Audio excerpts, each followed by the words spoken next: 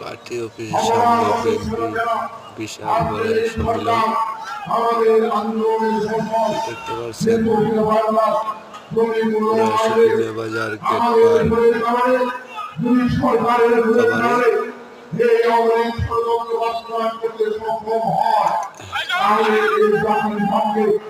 আরো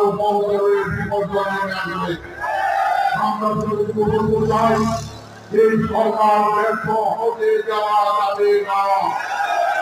এই সরকার আমাদের এই বাংলাদেশের সকল মানুষের আন্দোলনের প্রথম আজকে এই পরিস্থিতির জন্য আমাদের অভিভাবক খেলাধুলা সোয়াদি বছরে এই সময় জেল থাকতে হয়েছে।